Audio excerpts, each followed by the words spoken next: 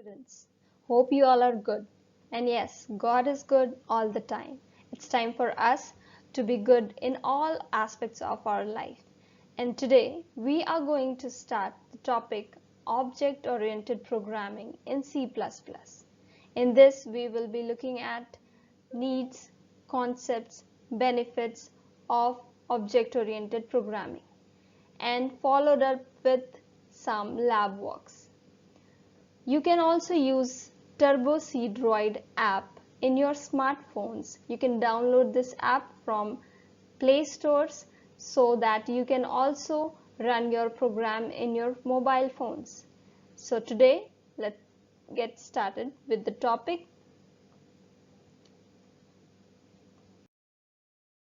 Why we needed object-oriented programming? Because it was able to solve both simple as well as big problems. And using this, the data was more secure. And because in the earlier programming, there were certain limitations like unsecure data, and it was not able to relate properly with the real world problems.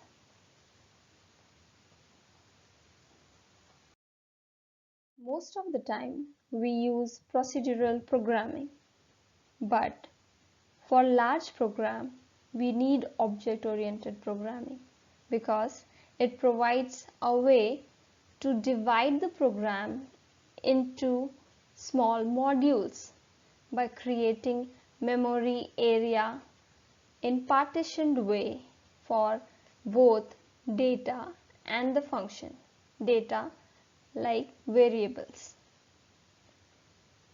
And for writing an object oriented programming, we have to create classes, objects of that classes, and these classes can be reused again and again to develop new programs.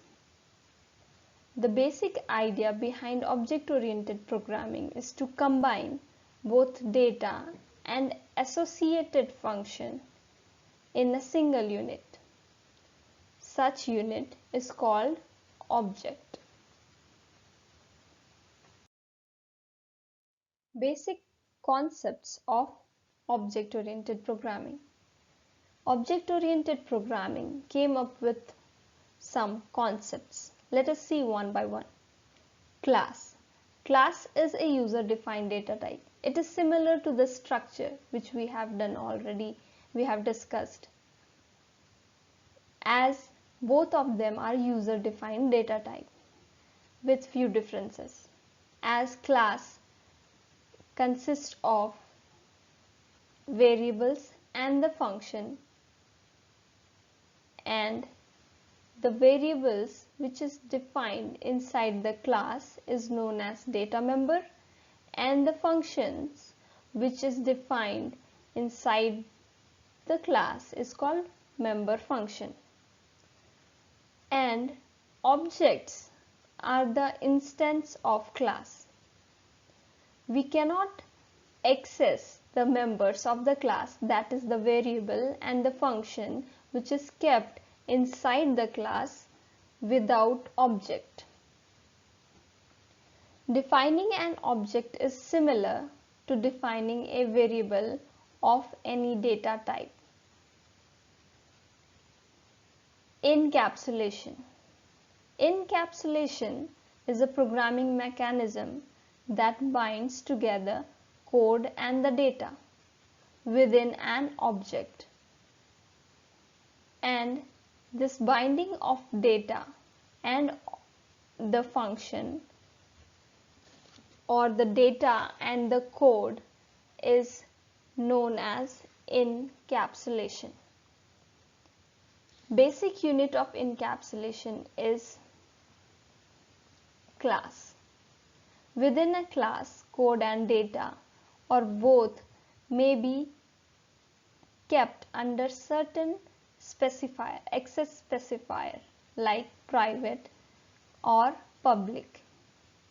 Private data cannot be accessed by a piece of program that exists outside the object. This insulation of data from direct access by the program is called data hiding. Data abstraction. Data abstraction is mainly hiding internal details and showing the functionality is known as abstraction. For example, in a phone, internal processing is hidden. We are only able to see the output screen. In C++, we use abstract class and interface to achieve the abstraction. The technique of hiding internal detail in an object is called data abstraction. Inheritance. Inheritance is a mechanism by which one class can inherit the properties of another. It allows a hierarchy of classes to build, moving from the most general to the most specific.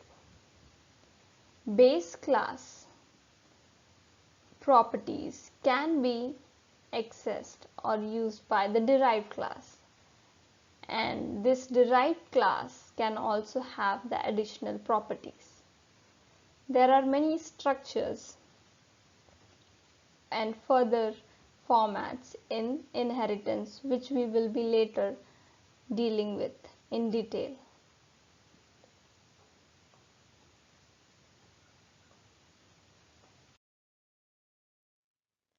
Polymorphism is a Greek word which means many forms.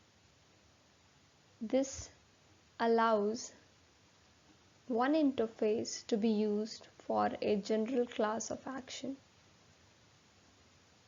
This means that it is possible to design a generic interface to a group of related activity. This helps to reduce complexity by allowing the same interface to be used to specify a general class of action. Here in this diagram you can see some examples: function overloading, operator overloading, and virtual overloading. For example, as we know in function overloading, we have functions defined with same name but with different number of arguments or different types of argument. In this, same name function is used to define more than one function performing different action. Same way, one single operator has different action to be performed in different ways. This is some example of polymorphism.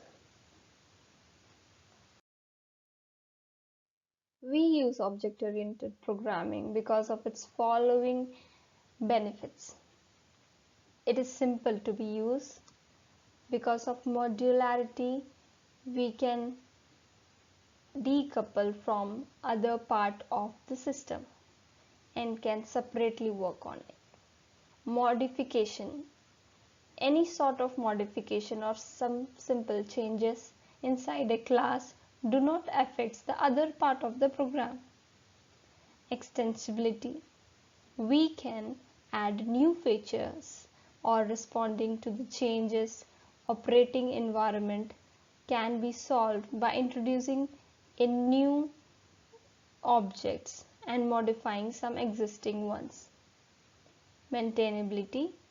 It can be maintained separately, making and locating problems is easy. Reusability. Objects can be reused in different programs. So these are the benefits of object-oriented programming. So very good. This is the program coding which was run on Turbo Droid mobile app. So very good that you all are running your programs. So this is one program which was given to you to do some programs on for loop. So this is the program which is made by one of you. This is the first program which I have received. So this is the program to print numbers from 1 to 10. So this is the coding and this is the output. So this output is correct. 1 to 10 numbers are there, but it should be displayed in the way so that it could be visible. So that adjustment also could be done in the coding, but well tried. Keep running your programs and let's see how this program can be solved using function. So we are doing it because we are going to use function, user defined function in coming lectures. So do revise it. Let's see how we will do this program, printing numbers from 1 to 10 using user defined function.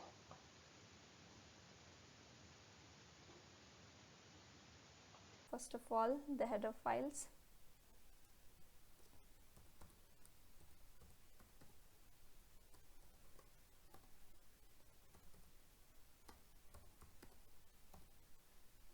iostream.h, this header file for input output operations. We need this header file, and the other one, this is a simple program, so we don't need more header file.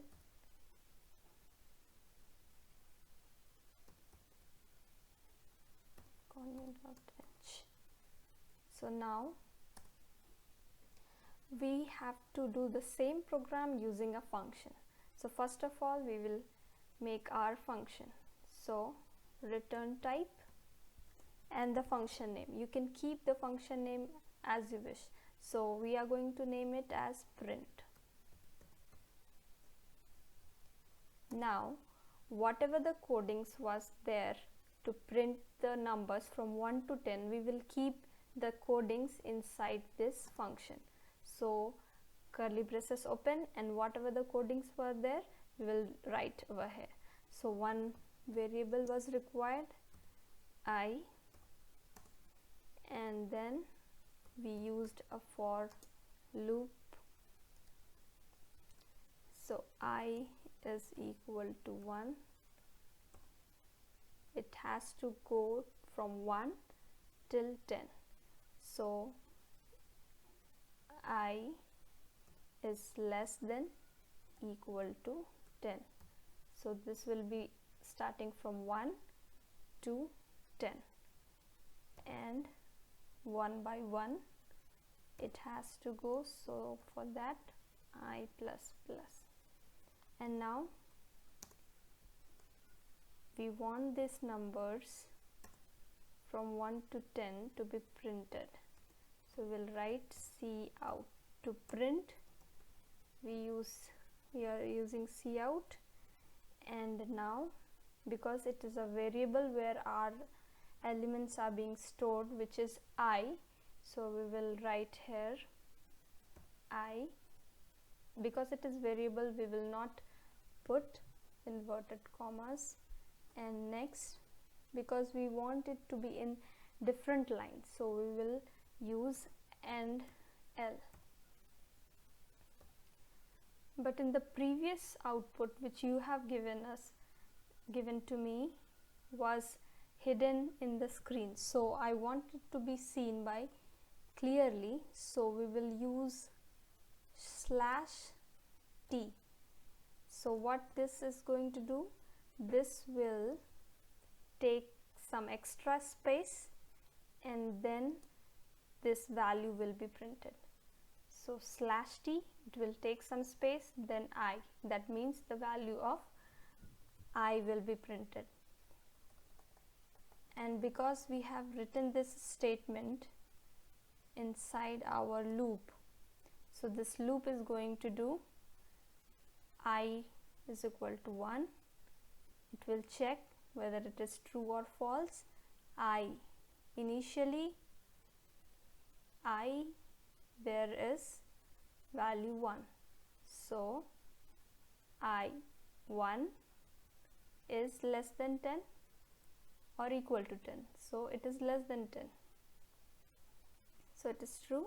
And then I plus plus, so because this condition is true, it will print this, and similarly the value will be incremented, so it will be 2, and this condition is going to be true till 10. So eventually we will be getting all the values 1 to 10 using the for loop, as we have done this program previously in classes also.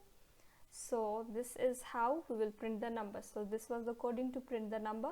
So the same thing we have done, just what we have done, we have put this coding inside a function.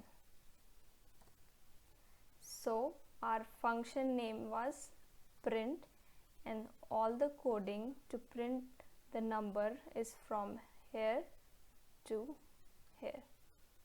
And now we have closed this function. Body of function was from here, and now all the contents have been written, so we have closed it. Now function has been created, but now we have to call it. So we have to take main function, and in main function we will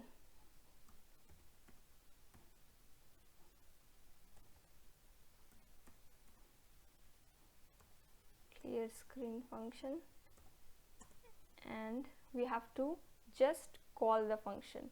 So to call the function, we have to just write the name of the function. So the name of the function is print, and here we have to use semicolon and get ch.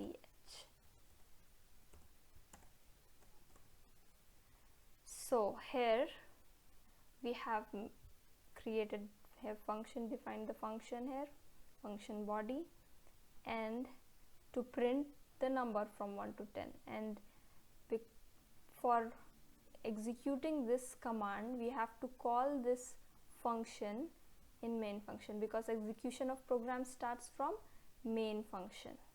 So when the function control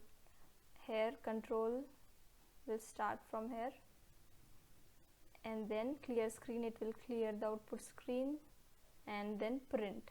So when we will reach to this section, the print function name, so the control will move to print function, and then this statement will be executed, and as we know, this will give us the number printed from 1 to 10.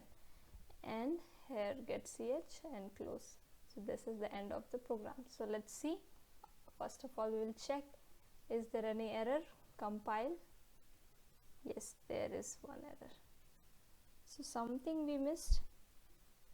Okay, here we missed a.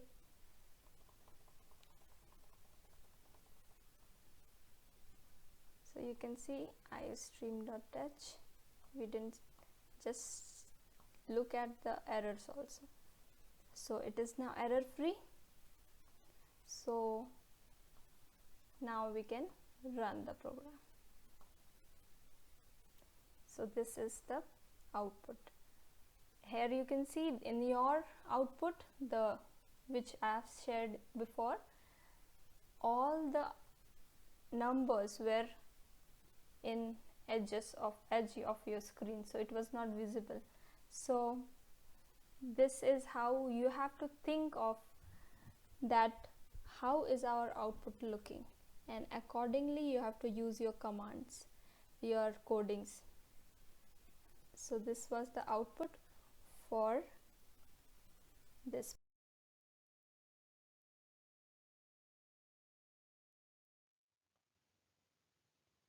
So this is the lab work for you.